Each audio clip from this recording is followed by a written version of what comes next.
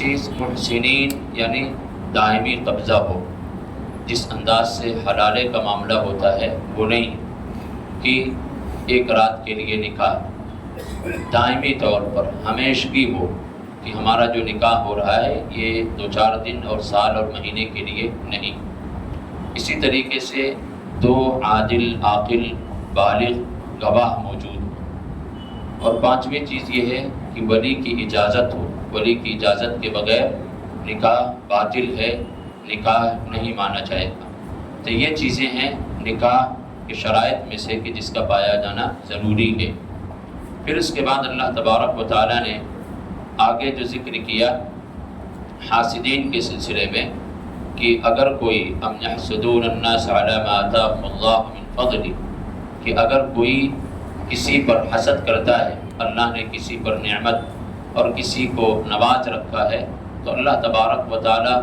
حاسدین سے اپنی نعمت کو چھین لیتا ہے، حسد کرنے والے سے اپنی نعمت چھین لیا کرتا ہے۔ اور انسان جب کسی پر حسد کرتا ہے تو وہ ظاہراً تو کسی پر وہ حسد کر رہا ہے، کسی کے لیے وہ حاسد بنا ہے، لیکن حقیقی معنوں میں وہ اللہ رب العالمین کے فیصلے سے وہ راضی نہیں، اللہ رب العالمین کی تقسیم سے وہ راضی نہیں، کیونکہ دنیا میں جتنے بھی لوگ ہیں سب کو نوازنے والا اللہ ہے۔ اگر کسی پر ہم حسد کر رہے ہیں، کسی کو اللہ نے نواز رکھا ہے تو اللہ نے اسے نوازا ہے، ہم اس پر کیوں حسد کریں؟ ہم اللہ سے مانگیں کہ اللہ ہمیں بھی دے دے۔ تو اللہ رب العالمین کے تقسیم پر جو راضی نہیں ہے وہی کسی کے تعلق سے اپنے دل میں حسد رکھتا ہے۔ اس کے بعد اللہ تبارک و تعالیٰ نے آگے چل کر کے یہ ذکر کیا معاشرے کے تعلق سے کہ ایک انسان سب سے زیادہ احسان اپنے والدین کے ساتھ کرے، پھر اس کے بعد اپنے جو رشتہ دار ہیں ان سے کرے، اسی طریقے سے جو اعزہ و اقربا ہیں ان سے کرے، پڑوسی ہیں ان سے کرے، کوئی مسافر ہے ان سے کرے۔ مسافر بھی کبھی کبھار وہ لوگوں کی تعاون کا وہ محتاج ہوتا ہے، وہ اپنے گھر کا بہت بڑا انسان ہو لیکن سفر کی حالت میں ایسی صورت پیش آ جاتی ہے۔ اور پھر اللہ تبارک و تعالیٰ نے کہا کہ انسان کو اللہ نے نواز رکھا ہے تو اس کی وجہ سے اگر اس کے اندر غرور اور کبر ہے، ظلم اور زیادتی ہے لوگوں پر، تو اللہ تبارک و تعالیٰ کی سخت پکڑ ایسے لوگوں کے لیے ہے۔ تو اللہ نے یہ آداب سکھلائے ہیں۔ اس کے بعد اللہ تبارک و تعالیٰ نے نماز کے تعلق سے ذکر کیا ہے کہ اگر انسان مسافر ہے تو اس کے تعلق سے ذکر کیا تو سب سے پہلی چیز اس میں یہ ہے کہ ہم یہ جانیں کہ قصر کہاں سے شروع کریں۔ تو اس کے تعلق سے جو سامنے بات آتی ہے نصوص کو رکھنے کے بعد یہ کہ حدود و شہر یعنی شہر کی جو حد ہے جس شہر میں ہم ہیں، اگر اس حد کے آخری حد تک ہم پہنچ جاتے ہیں تو وہاں سے یہ قصر کی ابتدا ہو جاتی ہے۔ اور مسافت کے تعلق سے کہ کتنے کلومیٹر کتنی مسافت پر ہم قصر کریں گے، بہت ساری حدیثیں آئی ہیں، اور زیادہ تر لوگوں کا یہ کہنا ہے کہ جہاں پر ہم رہتے ہیں وہاں کے لوگ جتنے فاصلے کو سفر سمجھتے ہیں کہ ہم اتنے کلومیٹر تک سفر کر رہے ہیں تو ہم مسافر ہو جائیں گے، اس کا اعتبار ہوگا۔ اور ایک قول جو بہت ہی احوط لوگ ذکر کرتے ہیں وہ یہ ہے کہ 80 کلومیٹر کے فاصلے کو، کہ 80 کلومیٹر کا کوئی سفر کرتا ہے تو وہ قصر کر سکتا ہے۔ اسی طریقے سے مدت قصر کیا ہے، اس میں بھی شیخ صفی الرحمن مبارک پوری بلوغ المرام کے شرح میں لکھتے ہیں، جو کہ انہوں نے راجع اس کو کہا ہے کہ اگر 3 دن سے زیادہ کہیں پر انسان رکنے کا ارادہ رکھتا ہے تو پھر ایسے شخص پر یہ ہے کہ وہاں وہ پوری نماز پڑھے گا۔ اگر 3 دن ہے اور 3 دن سے کم میں ہے تو پھر وہ ایسی صورت میں قصر کرے گا، یعنی 4 رکعت نماز جو ہے 4 رکعت والی نماز کو 2 رکعت کر کے پڑھے گا، صرف 4 رکعت والی نماز میں۔ اور اسی طریقے سے جمع بین الصلاۃ بھی مسافر کے لیے ہے کہ وہ سفر کی حالت میں ہے تو 2 نمازوں کو اکٹھی کر کے پڑھ سکتا ہے، ظہر اور عصر کو، مغرب اور عشاء کو اکٹھا کر سکتا ہے۔ اس میں تقدیم تاخیر بھی ہے کہ انسان چاہے تو ظہر کے ساتھ عصر پڑھ لے، یا یہ کہ عصر کے ساتھ ظہر پڑھ لے، اسی طرح مغرب کے ساتھ عشاء پڑھ لے، یا یہ کہ عشاء کے ساتھ مغرب پڑھ لے۔ دین کے اندر بڑی آسانی ہے، بس انسان عمل کرے۔ اللہ رب العالمین بہت ساری جگہوں پر رخصت دے رکھا ہے۔ اس کے بعد اللہ تبارک و تعالیٰ نے آگے چل کر کے معاشی استحصال کرنے کی ممانعت کی ہے، کیونکہ سورہ نساء کو جب ہم پڑھیں گے پوری خلاصے کے طور پر تو معاشرتی جو نظام ہے اس کے تعلق سے اللہ تبارک و تعالیٰ نے ذکر کیا ہے۔ گھریلو نظام کیسے ہونا چاہیے اس کے تعلق سے اس میں بہت ساری آیتیں موجود ہیں۔ تو اللہ تبارک و تعالیٰ نے یہاں پر ذکر کیا کہ یا ایھا الذین آمنوا لا تأکلوا اموالکم بینکم بالباطل، کہ تم سب ایمان والے آپس میں ناجائز اور باطل طریقے سے ایک دوسرے کا مال نہ کھاؤ، ظلماً کسی کا مال نہ لوٹو، کسی کا پیسہ لے کر کے بھاگ نہ جاؤ، کسی کے ساتھ فراڈ نہ کرو، کسی کے ساتھ دھوکہ نہ کرو۔ یہ تنبیہ ہے ہم تمام کے لیے کہ کسی بھی طریقے سے مالی طور پر مسلمانوں کو نقصان نہ پہنچایا جائے، یہاں تک کہ اگر غیر آپ کے ساتھ جڑے ہیں بزنس اور تجارت میں تو ان کو بھی نقصان نہ پہنچائیں، کیونکہ ہمارے جو معاملات ہوتے ہیں یہ دین اسلام کی ترجمانی کر رہے ہوتے ہیں۔ ہم اپنے معاملات کے ذریعے سے اپنے اسلام کو کسی کے سامنے پیش کر رہے ہوتے ہیں، تو اس تعلق سے ہمیں اور آپ کو بہت متنبہ ہونا چاہیے کہ مالی اعتبار سے ہمارا معاملہ بالکل کلیئر ہونا چاہیے، ورنہ اللہ کے نبی صلی اللہ علیہ وسلم نے بڑی سخت وعید اس سلسلے میں بیان فرمایا ہے۔ اس کے بعد اللہ تبارک و تعالیٰ نے آگے یہ ذکر کیا کہ مرد گھریلو معاملات میں یہ ذمہ دار ہوتا ہے، جس طریقے سے بہت ساری جگہوں پر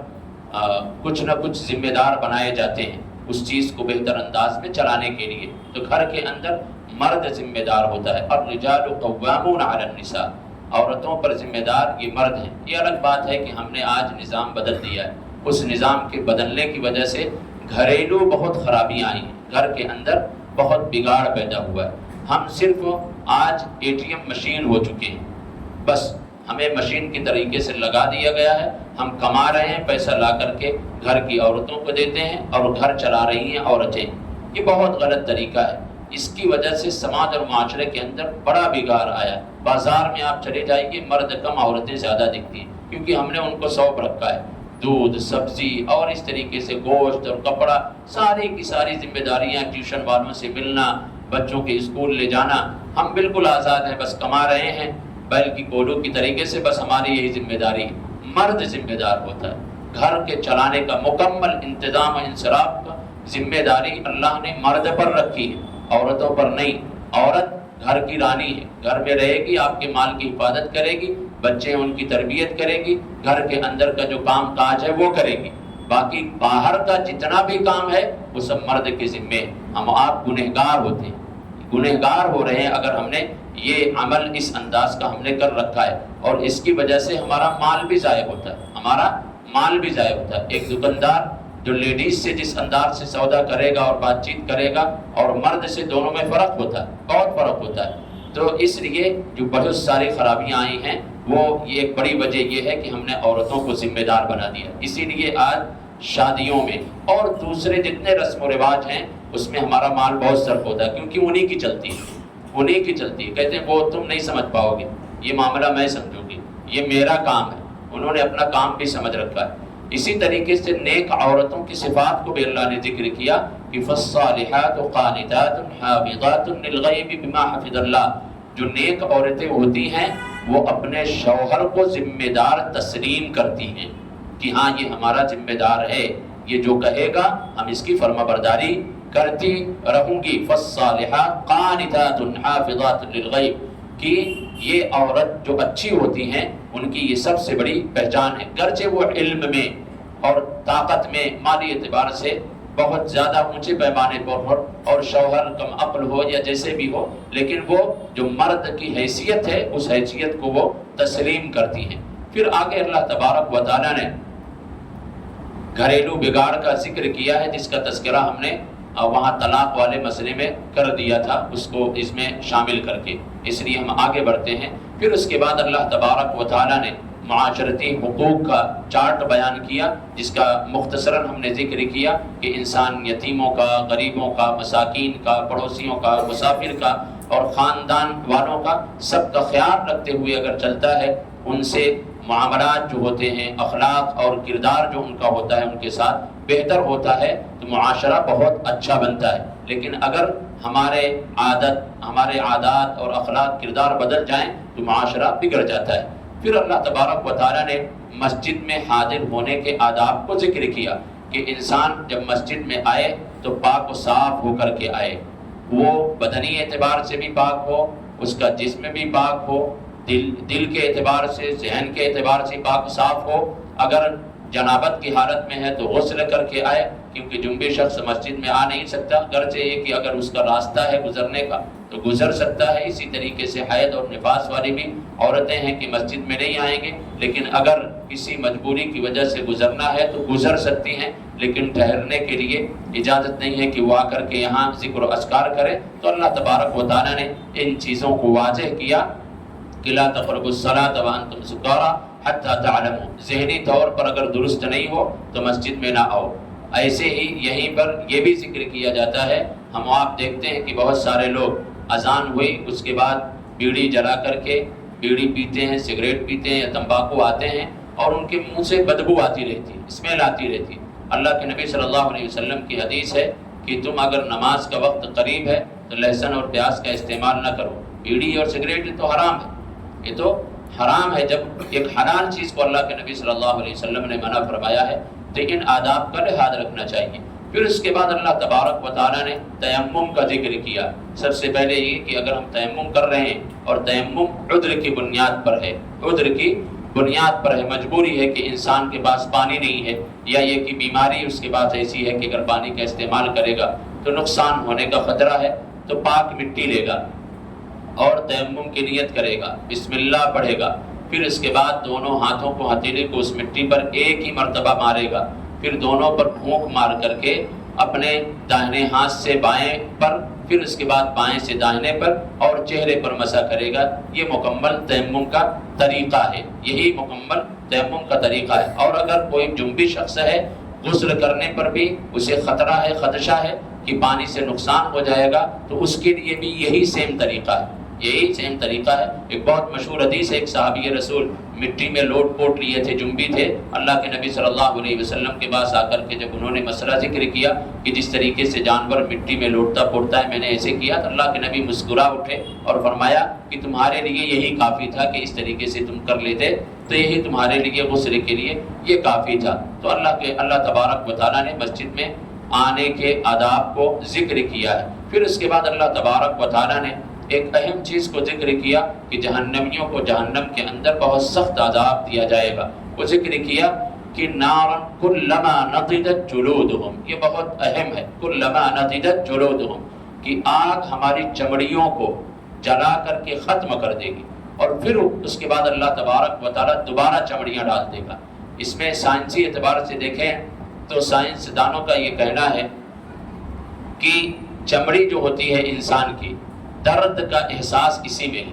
درد یہ چمڑیاں محسوس کرتی ہیں. آپ پکڑ کر کے دیکھیں کہ درد کا احساس اسی، جب انجیکشن ہم لیتے ہیں درد یہی سے اٹھتا ہے. تو اللہ تبارک و تعالیٰ اس طریقے سے بار بار چمڑیاں ڈالتا رہے گا، جل کر کے راکھ ہوگی اور بار بار ڈالتا رہے گا. تکلیف اور اذیت برابر پہنچتی رہے گی. اس لیے انسان کو چاہیے کہ فرما برداری والی زندگی گزارے. پھر اس کے بعد عہدے اور مناصب کی تقسیم اور عدل انصاف کے تعلق سے اللہ نے حکم دیا کہ بے شک اللہ نے تمہیں حکم دیا ہے کہ تم امانتیں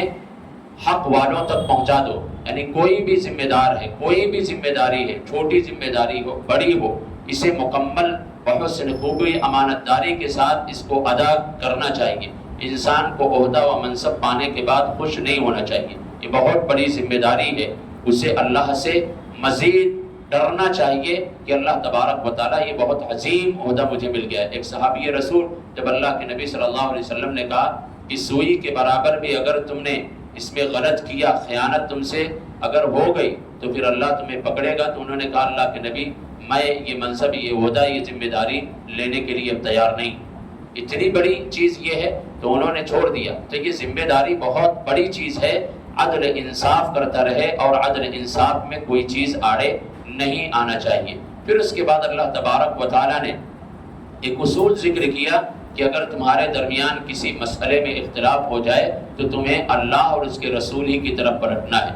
اللہ کی کتاب میں دیکھو کہ اس کا حل کیا ہے، اور رسول اللہ صلی اللہ علیہ وسلم کی احادیث میں دیکھو کہ اس کا حل کیا موجود ہے۔ اور اسی طریقے سے اولی الامر کا ذکر کیا کہ جو اگر اسلامی حکومت ہے تو وہاں کے جو حکام ہوں گے ان کے فیصلے کی طرف رجوع کیا جائے گا۔ یہاں پر بہت سارے لوگ تقلید کے لیے دلیل دیتے ہیں، بالکل باطل چیز ہے، تقلید یہاں پر نہیں ہے، کیونکہ یہاں پر جو اولی الامر کا معاملہ ہے وہ مشروط ہے، وہ مشروط ہے۔ اگر اولی الامر حکام، اگر ہم امام بھی مان لیں، اگر وہ کتاب و سنت سے ہٹ کر کے اگر بات کرے گا تو ہم اس کی بات نہیں مانیں گے، اس کی بات نہیں مانیں گے۔ اور تقلید کس کو کہتے ہیں کہ جو کتاب و سنت سے ہٹ کر کے ہو پھر بھی اسے قبول کیا جائے، اس کو تقلید کہتے ہیں۔ تو یہ مشروط ہے کہ جو اولی الامر ہوں گے، حکام ہوں گے، وہ کتاب و سنت کے مطابق حکم صادر کرتے رہیں گے جبھی ہم عمل کریں گے، لیکن جہاں وہ کتاب و سنت سے ہٹیں گے ہم انہیں چھوڑ دیں گے۔ تو اللہ نے یہاں پر یہ حکم دیا ہے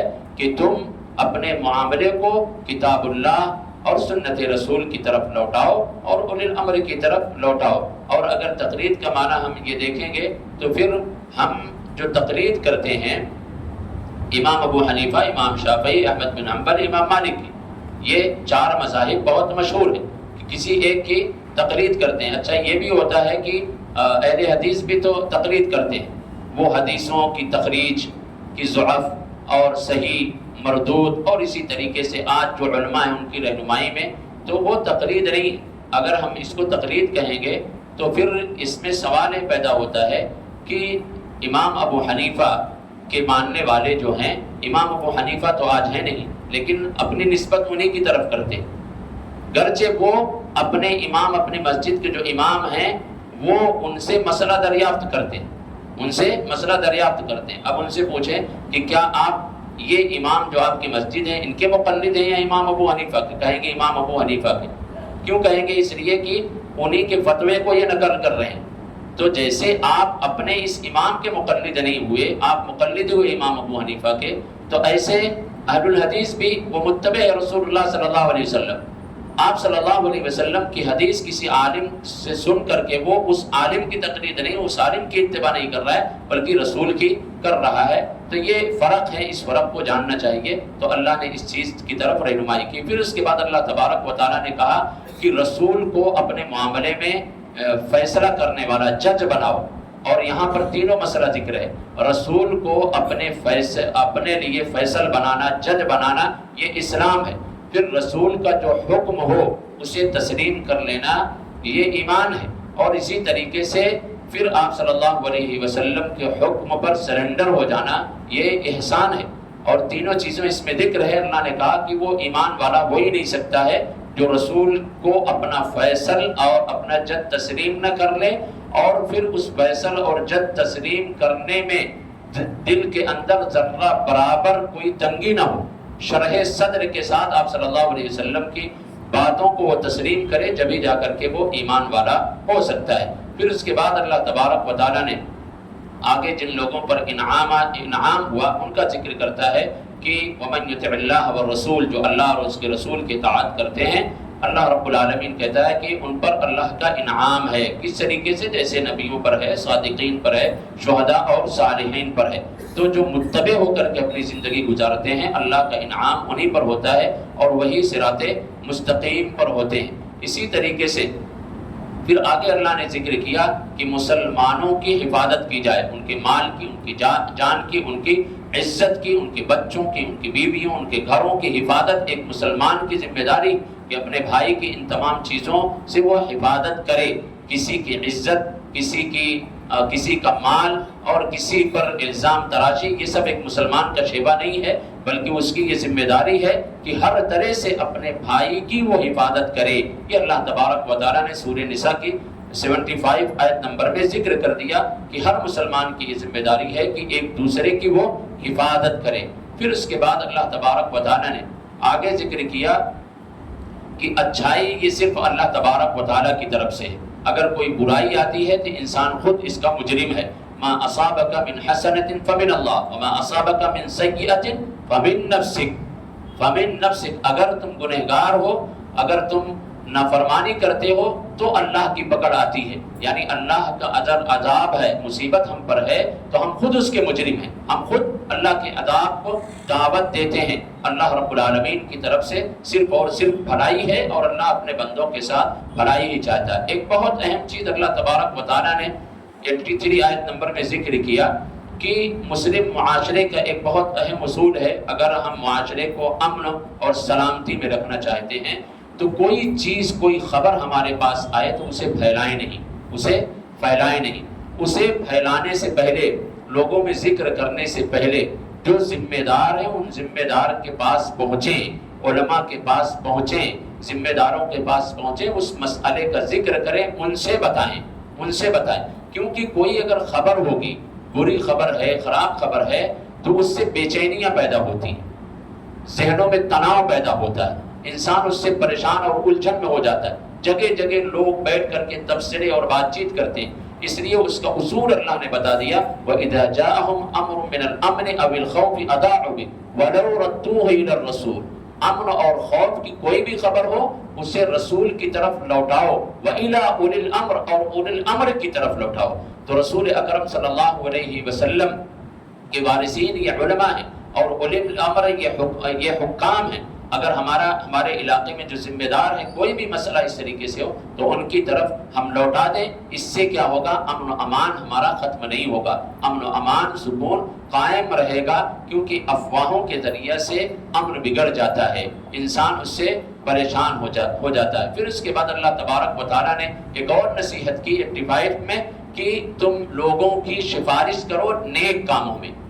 نیک اور بھلائی کے کاموں میں ایک دوسرے کی سفارش کیا کرو۔ اگر کوئی انسان پریشان ہے حقیقی معنوں میں تو دوسرے سے سفارش کر سکتے ہو، تو کوئی بھی نیک کام ہو ایک دوسرے سے سفارش کرو، اللہ نے اس میں حکم دیا ہے، اور اللہ کے نبی صلی اللہ علیہ وسلم صحابہ کو تنبیہ کرتے تھے کہ یہ تمہاری ذمہ داری ہے۔ ایک مرتبہ ایسا ہوا کہ آپ صلی اللہ علیہ وسلم نے ایک شخص سے بات سنی اور آپ صلی اللہ علیہ وسلم نے سمجھا کہ ہاں اس کی بات صحیح ہے، درست ہے، تو صحابہ کو کہا کہ اس کے حق میں لوگوں سے سفارش کرو کہ اس کی مدد کی جائے۔ تو یہ بہت اہم چیز ہے، آدم سفارش بھی، اگر کوئی بھائی آ کر کے کہتا ہے کہ آپ نہیں کر سکتے ہو تو کسی سے سفارش کر دو کہ ہاں یہ حقیقت میں اس لائق ہے، اس پریشانی میں ہے، اس دقت میں ہے، تو اللہ تبارک و تعالیٰ نے یہ حکم نازل فرمایا۔ پھر اس کے بعد قتل خطا کے تعلق سے اللہ تبارک و تعالیٰ نے ذکر کیا کہ اگر کوئی انسان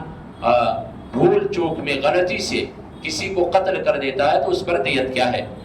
اس طریقے سے ہوتا بھی ہے کہ ہم سے بھول چوک میں ہم اس کا جان نہیں لینا چاہتے ہیں، لیکن اس کے کسی غلطی کی وجہ سے اس کی جان چلی جاتی ہے، تو اس میں یہ ہے کہ اگر مقتول اسلامی معاشرے کا حصہ ہے، اسلامی معاشرے کا حصہ ہے، تو اس کے قاتل کو چاہیے کہ ایک مومن غلام آزاد کرے، ایک مومن غلام آزاد کرائے، اور مقتول کے ورثہ جس کو جو قتل ہوا ہے ان کے وارثین کو دیت دے، جو دیت شریعت کے اندر موجود ہے۔ اگر ورثہ معاف کر دیتے ہیں دیت تو کوئی حرج نہیں۔ دوسری چیز یہ ہے کہ اگر مقتول کا خاندان کافر اور مسلمان کا دشمن ہے، وہ کافر ہے لیکن مسلمان کے حکومت کے تحت وہ رہتا ہے اور اس کو یہ اجازت ملی ہے کہ ہاں رہ سکتے ہو اور وہ کسی طریقے سے نقصان نہیں پہنچاتا، تو اس کے لیے یہ ہے کہ وہ ایک مومن غلام آزاد کرے گا۔ تیسری چیز یہ ہے کہ اگر مقتول کا خاندان کافر ہے، اس کا خاندان کافر ہے لیکن مسلمان سے اس کا جنگ بندی کا معاہدہ ہے، تب قاتل کو چاہیے کہ ایک مومن گردن آزاد کرے اور مقتول کے ورثہ کو دیت دے گا۔ پھر آخری چیز یہ ہے کہ اگر قاتل مومن غلام آزاد کرنے کی طاقت نہیں رکھتا کہ وہ غلام بھی نہیں آزاد کر سکتا ہے اور نہ دیت دے سکتا ہے، تو پھر اللہ تبارک و تعالیٰ نے کہا کہ 2 ماہ مسلسل وہ روزہ رکھے گا، 2 ماہ مسلسل وہ روزہ رکھے گا۔ تو یہ بہت سخت سزا ہے، اور جان بوجھ کر قتل کرے تو اس کی سزا الگ ہے، وہ آگے انشاءاللہ تبارک و تعالیٰ آئے گا۔ پھر اس کے بعد اللہ تبارک و تعالیٰ نے کہا کہ دیکھو دنیاوی مفاد کے تعلق سے کسی کا نقصان تم نہ، کسی کو نقصان نہ پہنچاؤ، دنیاوی منفعت کے تعلق سے۔ ایک آیت میں اس کو ذکر کیا، اور اللہ کے نبی صلی اللہ علیہ وسلم کی حدیث بھی ہے کہ صحابہ کرام کا گزر ہوا، ایک شخص تھا جس کے پاس کچھ بکریاں تھیں، اس نے سلام کیا، صحابہ کرام نے سمجھا کہ یہ ہم سے بچنے کے لیے سلام کر رہا ہے، انہوں نے قتل کر دیا۔ آپ صلی اللہ علیہ وسلم کے ساتھ معاملہ پیش ہوا تو آپ صلی اللہ علیہ وسلم نے منع فرمایا، اسی وقت یہ آیت نازل ہوئی، آج معاملہ ایسا ہی ہے کہ ذرا ذرا سی بات پر ہم ایک دوسرے کو کافر، ایک دوسرے کو مشرک، ایک دوسرے کو بدعتی کہتے ہیں، فتویٰ دینے لگتے ہیں۔ شریعت نے اس سے منع کیا ہے کہ نہیں، تم کسی کو کافر اور کسی کو مشرک نہیں کہو گے، یہ کام جس کا ہے وہ کریں گے، تو اللہ نے اس سے منع کیا ہے۔ اس کے بعد آگے اللہ تبارک و تعالیٰ نے آخر میں چل کر کے ہجرت کے تعلق سے ذکر کیا ہے کہ اگر آپ ایسی جگہ پر، حقیقت میں یہ جب ہجرت فرض ہوئی تو اس وقت کے تعلق سے بات ہے کہ کچھ صحابہ کرام تھے جو مکہ میں اور مکہ کے ارد گرد رہتے تھے، انہوں نے ہجرت نہیں کی، جبکہ آپ اللہ تبارک و تعالیٰ کا یہ حکم تھا کہ تم ہجرت کر کے یہاں سے مدینہ کی طرف چلے جاؤ۔ لیکن اگر آج بھی اس طریقے سے کوئی دقت و پریشانی ہے کہ جہاں پر ہم اسلام پر عمل نہیں کر سکتے، زکوٰۃ نہیں دے سکتے، نماز صحیح طور پر ادا نہیں کر سکتے ہیں، تو پھر ایسے شہر کی طرف ہم ہجرت کریں، اور ضرور کریں، یہ ضروری ہے کہ جہاں ہم آسانی کے ساتھ اپنے دین پر عمل کر سکتے ہیں۔ ان الذین توفاہم الملائکۃ ظالمی انفسہم، جب فرشتہ روح قبض کرنے کے لیے آتا ہے تو اس وقت پوچھتا ہے کہ تم کیسے تھے، تو وہ انسان کہتا ہے کنا مستضعفین فی الارض، ہم زمین میں بہت کمزور تھے، بہت کمزور تھے، بڑے ستائے جاتے تھے۔ تو وہ فرشتہ کہتا ہے قالوا الم تکن ارض اللہ واسعہ، کیا اللہ کی زمین وسیع نہیں تھی تمہارے لیے کہ تم کسی اور زمین پر چلے جاتے، کسی اور شہر میں چلے جاتے اور اللہ کی عبادت کھل کر کے کرتے؟ فتہاجروا فیہا فاولئک مأواہم جہنم وساءت مصیرا۔ پھر وہ فرشتہ کہتا ہے اب تو تمہارے لیے جہنم ہے، اب تو تمہارے لیے جہنم ہے۔ یعنی یہ بہانہ نہیں چلے گا کہ ہماری پیدائش یہی ہے، تجارت یہی ہے، خاندان والے یہی ہیں، وہیں رہ کر کے ہم شرک میں بدعات میں پڑے رہیں، آزادی کے ساتھ عمل نہ کر سکیں، یہ کوئی دلیل نہیں۔ اللہ کی زمین بہت وسیع ہے، آپ ایسی زمین پر چلے جائیں جہاں پر کھل کر کے اللہ تبارک و تعالیٰ کی عبادت کر سکتے ہوں۔ پھر آخر میں اللہ تبارک و تعالیٰ نے کہا کہ میاں بیوی کے درمیان کوئی معاملہ ہو جائے تو ان کے لیے بہتری یہی ہے کہ آپس میں بیٹھ کر کے صلح صفائی کر لیں، لڑائی جھگڑے میں خیر نہیں ہے۔ اللہ نے کہا خیر ان یصلح بینہما صلحا والصلح خیر، کہ خیر اور بھلائی صلح میں ہے، آپس میں بیٹھ کر کے بات چیت کرنے میں ہے۔ اس کے بعد آپ اللہ تبارک و تعالیٰ نے آخر میں ذکر کیا کہ اگر بندہ اللہ تبارک و تعالیٰ کا شکر ادا کرتا ہے تو اللہ تبارک و تعالیٰ شکر ادا کرنے والوں کو عذاب سے دوچار نہیں کرتا، عذاب سے دوچار نہیں کرتا۔ یہ شکر گزاری بہت بڑی چیز ہے کہ انسان اگر شکر ادا کرتا رہے تو اللہ اسے عذاب سے دوچار نہیں کرتا۔ اور ساتھ ہی ساتھ اللہ تبارک و تعالیٰ نے منافقین کا بھی ذکر کیا ہے، اس میں بطور خاص دو چیزوں کا میں ذکر کروں گا کہ وہ صفت کہیں نہ کہیں ہمارے اندر بھی پائی جاتی۔ ہم سمجھتے ہیں منافق کی صفت ہمارے اندر بھی آ جاتی۔ اللہ تبارک و تعالیٰ نے کہا کہ منافق وہ ہوتا ہے جو نماز میں سستی برتتا ہے، نماز میں سستی، پڑھتا تو ہے لیکن سستی برتتا ہے، جماعت کے ساتھ نہیں پڑھتا، وقت پر نہیں پڑھتا، مسجد میں آ گیا ٹائم ہے لیکن سنت نہیں پڑھے گا، یا نماز پڑھا تو بہت مختصر کر کے پڑھے گا، لمبی نماز ہو گئی تو اس کے دل میں یار کتنی لمبی نماز ہو رہی، یہ سب نفاق کی صورت ہے، اسے پہچانیے آپ، یہ نفاق کی صورت ہے۔ اگر ہمارے دل میں اگر بڑی لمبی نماز ہو رہی ہے تو اللہ نے کہا کہ یہ منافقین جو ہوتے ہیں یہ نماز میں بڑی سستی برتتے ہیں، ان پر بڑی کراہیت پہنچتی ہے کہ یہ نماز کیوں اتنی لمبی ہو رہی ہے، چھوٹی ہو، ایسا ویسا۔ اور دوسری چیز اللہ نے ذکر کیا کہ منافقوں کی ایک صفت یہ ہے کہ اللہ کا ذکر وہ بہت کم کرتے ہیں، بہت کم کرتے ہیں۔ اور ہم آپ بھی دیکھ لیں کہ ہم آپ بھی اللہ کا ذکر بہت کم کرتے ہیں، تو اللہ کا بہت کم ذکر کرنا یہ بھی نفاق کی ایک بہت اہم وجہ ہے۔ اس لیے نفاق جو چیزیں ہیں، جو صفات اللہ نے ذکر کی ہیں، اس کو جاننے کی ضرورت ہے۔ ہم نماز کے اندر آئیں تو اللہ تبارک و تمام تر اپنی ضروریات کو باہر چھوڑ کر کے آئیں۔ اور ایک چیز میں کہہ دوں، آپ نماز کے اندر جب آئیں تو اپنے موبائل کو باہر ہی بند کر لیں، سائلنٹ نہ کریں، اس میں بھی بہت خلل پڑتا ہے۔ کسی کا فون آ گیا، سلام پھیرتے ہی انسان فوراً باہر ہو جاتا ہے، اللہ کا ذکر چھوڑ دیتا ہے، اللہ کا ذکر چھوڑ دیتا ہے، نماز ہی کے دوران سے وہ سوچ میں پڑ جاتا ہے کس کی کال آ رہی ہے۔ تو بہت اہتمام کی ضرورت ہے۔ اللہ رب العالمین ہم تمام کو عمل کی توفیق دے۔ سبحانک اللہم و بحمدک، اشہد ان لا الہ الا انت، استغفرک۔